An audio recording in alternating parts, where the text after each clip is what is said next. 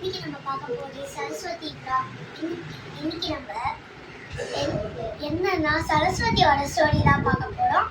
அதனால ஒரு நாள் என்ன ஆகுது, ஒரு நம்ம பூமியில சத்தமே இல்லாம இருக்கு, எதுவுமே இல்லை.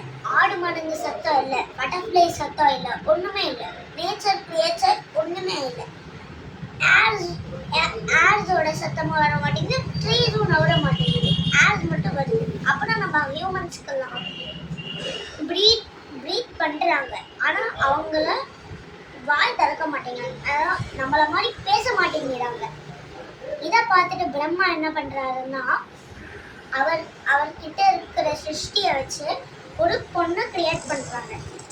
அவள் தான் சரஸ்வதி. அவங்க தான் நம்மளுக்கு இப்பெல்லாம் கல்வி ஞானம் எல்லாமே கொடுக்குறாங்க. அதனால அவங்க எல்லாத்தையும் பட்டர்ஃப்ளைஸை நவர வைக்கிறாங்க, நம்ம மனிதர்களை எல்லாரையும் பேச வைக்கிறாங்க, ஒருத்தருக்கு ஒருத்தரை சேர்த்து வைக்கிறாங்க.